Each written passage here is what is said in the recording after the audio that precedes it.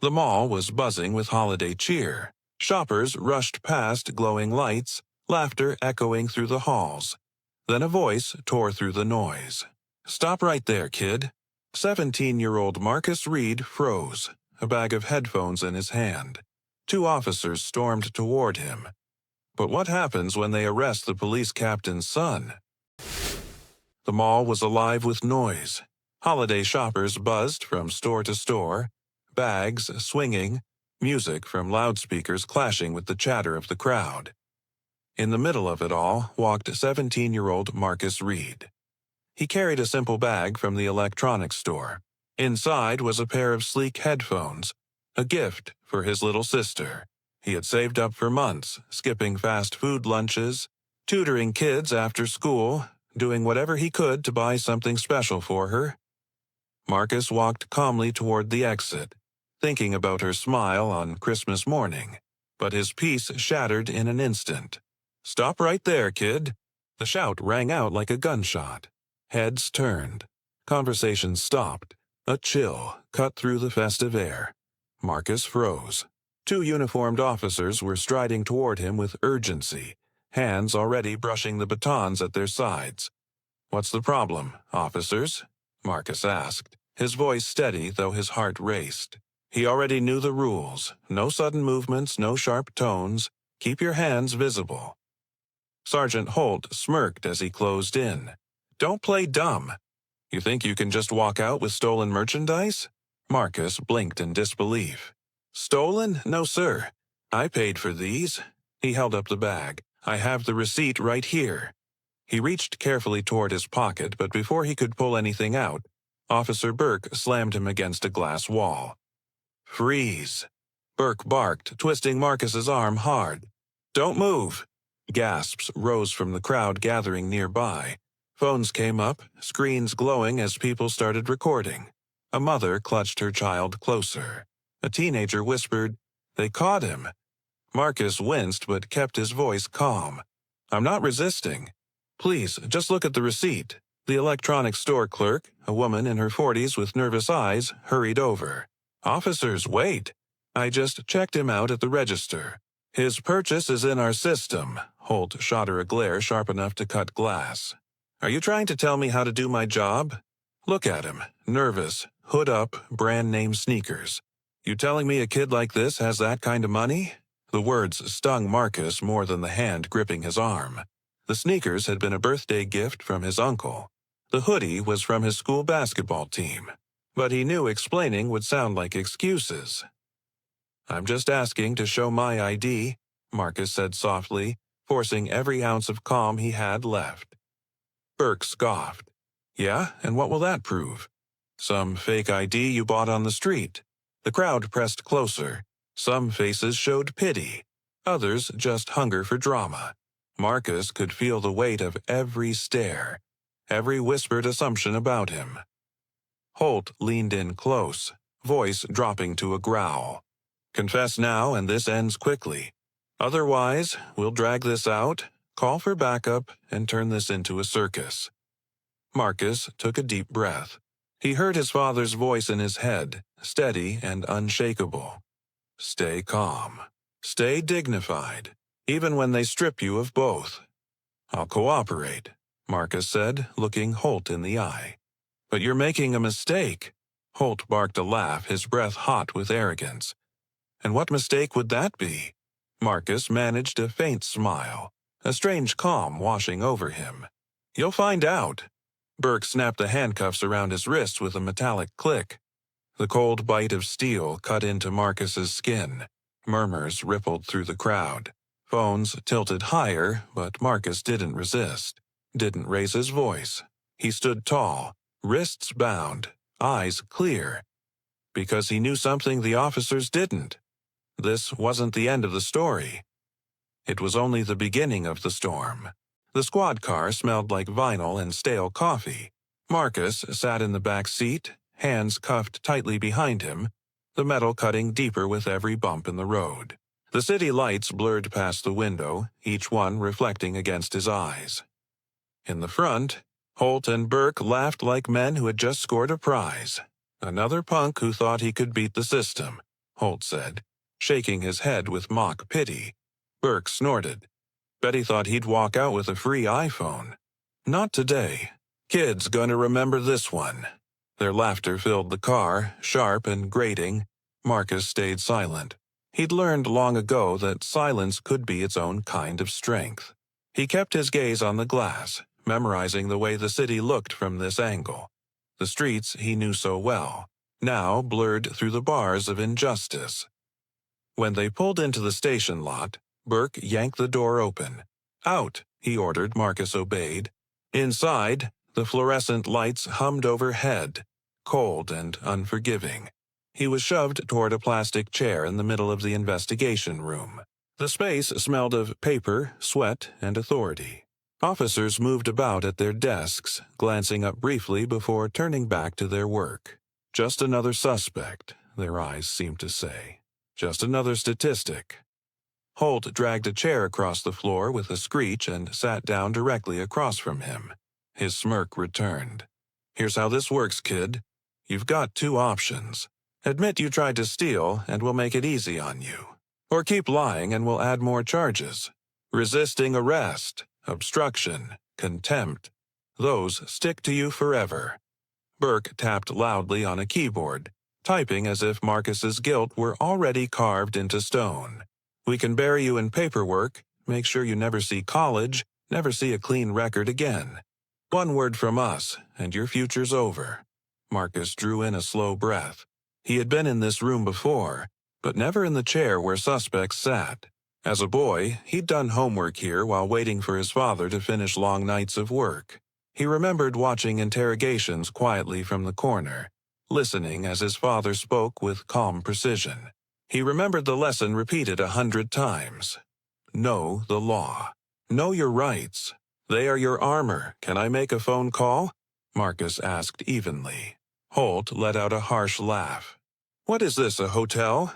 You don't get privileges until you cooperate. Marcus met his eyes, voice steady. By law, I'm entitled to one phone call. It's not a privilege. It's a right. Miranda versus Arizona, 1966. For the first time, Holt's smug grin faltered. Burke's fingers froze mid-keystroke. Where'd you learn that? Holt demanded. Marcus shrugged lightly. At home, my father taught me. He always said knowledge is armor. Especially for someone like me. Burke frowned. Your old man's a lawyer. Marcus let the silence linger, then answered simply. No. The weight of that one word seemed to fill the room. Holt slammed his palm against the table. Doesn't matter who he is. I'm in charge here. And you're going to confess. Before Marcus could reply, the door opened. A man in plain clothes stepped in, Sergeant Lewis. His face, weathered from decades of service, softened with shock as his eyes fell on Marcus in cuffs. Holt. Burke, Lewis said firmly. A word. Outside. Now. We're busy, Holt snapped, not even looking up. We've got a thief to process. Lewis's voice dropped, urgent. This isn't optional. It's about the mall report. Come outside. Right now. Something in his tone made both men hesitate. After a moment, they grumbled and followed him out. Marcus sat alone, the hum of the overhead lights pressing down. He closed his eyes, listening to the muffled voices through the thin wall. He couldn't hear the words, but he could imagine. Lewis, his father's oldest friend, was out there trying to warn them, trying to stop them from digging the hole any deeper. When Holt and Burke returned, something had shifted. Their swagger was thinner. Their eyes darted nervously like men walking across ice they knew might crack. Holt cleared his throat. About that phone call. Maybe later, he said. Marcus leaned back, the handcuffs clinking against the chair. He gave them a small, calm smile. I don't think I'll need it anymore. Burke narrowed his eyes. What's that supposed to mean? Marcus tilted his head, his voice soft but sharp. Let's just say some conversations have already started without me. Right on cue, the phone on the desk rang. The shrill sound cut through the tension. Burke answered, his face draining of color as he listened. He swallowed hard, hung up slowly, and leaned over to whisper into Holt's ear. Holt's expression collapsed into pale silence. Marcus sat quietly, his eyes calm, his breathing steady. The storm was no longer waiting at the door. It had already entered the building. The door swung open again, but this time it wasn't Sergeant Lewis. A tall man stepped inside wearing a crisp, decorated uniform. His presence filled the room instantly, the kind of presence that made even seasoned officers straighten up without thinking. Captain Raymond Reed, Marcus's father. "Good afternoon, officers," Raymond said, his voice calm but carrying a weight that pressed down on everyone in the room. "I'm here for my son." The air thickened. Holt's mouth went dry. Burke nearly knocked over the paperwork on his desk. "Captain?" Burke stammered. We didn't know. If we had known he was—" Raymond's gaze was sharp, unflinching. "The word you're looking for is son. And it shouldn't matter whose son he is, should it?" Marcus lifted his head, locking eyes with his father. For the first time that night, relief flickered through him. He wasn't alone anymore. The silence was crushing. Holt shifted uncomfortably in his chair, his confidence cracking. Burke fiddled nervously with a pen, his hands trembling. Raymond took a step closer, his voice low but steady. "Now explain to me how two trained officers turned a legitimate purchase into an arrest. Did you check a receipt? Did you verify the store logs?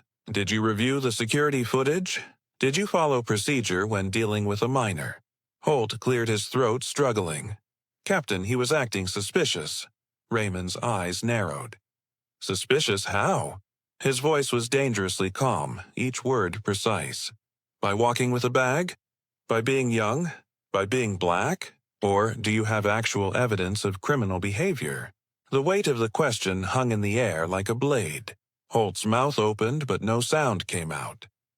Then the desk phone rang again, cutting through the silence. The shrill tone made Burke flinch. He picked it up with a shaky hand, listened for a moment, and his face drained of blood. When he hung up, his voice was barely more than a whisper. It was the mall. They checked the security cameras. The boy paid for the headphones. Never touched anything else. A quiet gasp escaped someone in the room. Holt's jaw tightened, but his eyes gave him away. He was rattled. Marcus allowed himself a small, genuine smile. Not the smug smile of victory, but the quiet relief of truth. Raymond turned to his son, his face softening for the first time. "Marcus, did they hurt you?" "No, Dad. Physically, I'm fine." Marcus held up his wrists, showing the raw red marks carved by the cuffs. "But I learned something tonight. About what serve and protect really means. When no one important is watching." The words cut sharper than any accusation. Holt swallowed hard. Burke stared at the floor, his shame thick in the air. "Remove the cuffs," Raymond ordered.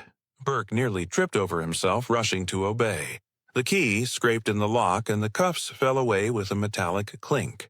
Marcus rubbed his wrist slowly, rolling his shoulders back. For the first time that night, he was free.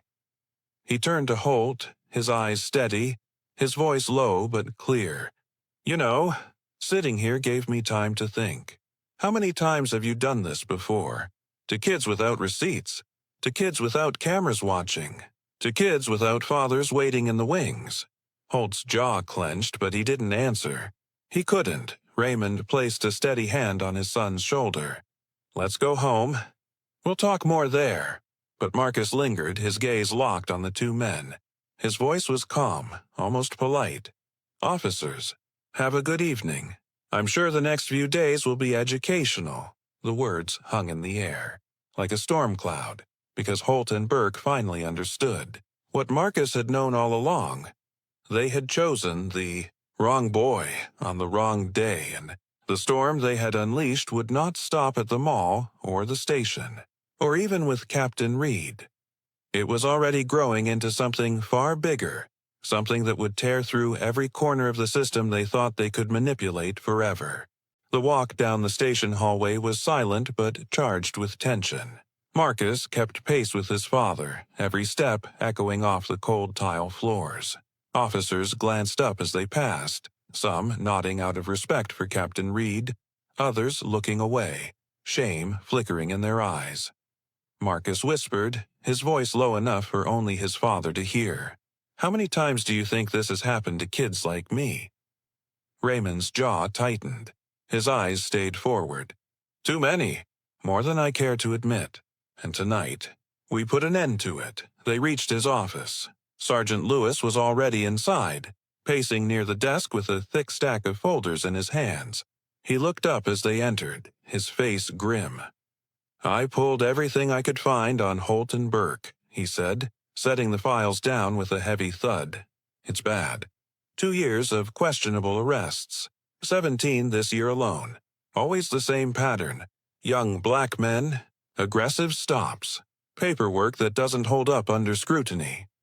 Marcus sat down slowly, his eyes on the stack of evidence. His stomach knotted.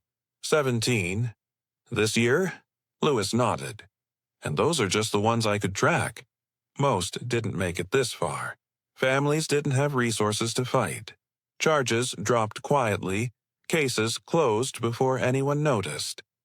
Raymond leaned forward, flipping through the pages, his face hardening with every sheet. They chose their victims carefully. No connections, no lawyers, no chance to push back. Marcus clenched his fists. His voice was quiet but steady. "They picked the wrong one today." Raymond looked up, his expression like steel. "Not just the wrong one. The wrong day." He picked up the phone on his desk, his voice sharp with authority. "Thompson, bring your recording equipment to my office. Right now." Within minutes, Detective Thompson arrived, lugging a camera bag and audio gear. His face was tight, eyes serious. He had known Marcus since he was a boy. Another family friend who had spent weekends at their house, telling stories of cases over backyard barbecues. "Williams gave me a rundown," Thompson said as he set up the tripod. "What's the plan?" Raymond's voice was calm, deliberate. "We're not going to chase them with rumors. We're going to let them show us who they really are." On record, Marcus's eyes widened. "You're setting them up?" His father gave a small, measured smile. "Not a setup, son. Just a chance for them to be themselves. When men like that think the door is closed and no one's listening, they reveal everything. They'll bargain. They'll minimize. Maybe even threaten. We just have to sit back and listen." Sergeant Lewis adjusted one of the microphones, testing the levels. Thompson crouched by the camera, angling it perfectly toward the captain's desk. Every click, every adjustment felt like soldiers preparing for a battle. Marcus sat in the corner, watching in awe. His father wasn't just defending him anymore. He was laying the foundation for something much larger, something that could tear the mask off a system that had protected men like Holt and Burke for too long. The phone on the desk rang. Raymond picked it up, his voice level. "Holt, Burke, my office. Now. We need to resolve what happened today." A pause. Then Holt's voice came through the line, nervous but trying to sound confident. "Yes, sir, of course. We can explain." "Not over the phone," Raymond cut him off. "In person. This stays between us." He hung up. The room fell into silence, the kind of silence that comes before a storm. Marcus's pulse quickened. He could already picture it. Holt and Burke walking through that door, still clinging to the belief that they held power. Still convinced they could spin the story, Sergeant Lewis muttered under his breath. "They'll think you're offering a deal. They'll hang themselves trying to cover their tracks." Raymond nodded. "Exactly." 20 minutes later, a knock sounded at the door. Holt and Burke stepped in, their posture stiff, their smiles thin and nervous. They looked like gamblers walking into a rigged game, unaware the cards had already been stacked against them. "Sit," Raymond said, gesturing to the chairs across from his desk. His tone carried no warmth, only authority. Marcus stayed in the corner, silent, his eyes sharp as he watched. Holt cleared his throat first, forcing confidence into his voice. "Captain." "About earlier. Maybe we were a little hasty." Raymond raised an eyebrow. "A little hasty? You handcuffed my son for buying headphones." Burke leaned forward, desperate. Sir, he didn't say who he was. If we'd known, Raymond's eyes narrowed to slits. So the issue isn't the false arrest. It's that you picked the wrong boy. The silence that followed was suffocating. Holt and Burke shifted in their seats, eyes darting nervously. Marcus sat back, his breath slow and steady. This was it. The moment where the storm would finally break. The silence in Captain Reed's office was suffocating. The faint hum of the overhead lights seemed louder than the two officers' breathing. Holt shifted in his chair, his usual bravado slipping through his fingers like sand. Burke rubbed his palms against his knees, eyes flicking nervously toward the door as if searching for an escape. Finally, Holt spoke, his voice low and oily. "Captain, we all know how these things can be misinterpreted. A black kid in a mall, expensive gear, nervous behavior. We acted on experience. It wasn't personal. It's standard protocol." Marcus felt the words land like stones in his chest. He clenched his jaw, staying silent, watching from the corner. His father leaned forward, his tone sharp enough to slice through the air. "Standard protocol?" Raymond repeated slowly. "Based on what?" Holt hesitated. Burke cleared his throat, trying to sound rational. "Statistics. Patterns of behavior. We know how things tend to go in this region. We acted accordingly." Raymond's eyes narrowed to slits. "And how many times have you applied this so-called protocol this year?" Holt and Burke froze. Their silence said more than words ever could. Raymond's lips curled into something close to a smirk. "I thought so." Holt scrambled, desperate to regain control. "Look, Captain, there's no need to make this bigger than it is. We can work something out, quietly. No need for media, lawsuits, or investigations. Marcus is a good kid, clearly well raised. Let's not ruin everyone's night over a misunderstanding." Marcus's chest burned. A misunderstanding. That's what they called humiliation in public. Bruises on his wrists, and hours of intimidation. Raymond's voice was ice. "Are you suggesting a cover-up?" "No, sir," Holt said quickly. "I'm suggesting discretion, practicality. Nobody was hurt. We can adjust our reports, make sure everything looks clean. Marcus learns a lesson about being careful, and no one's career has to end over this."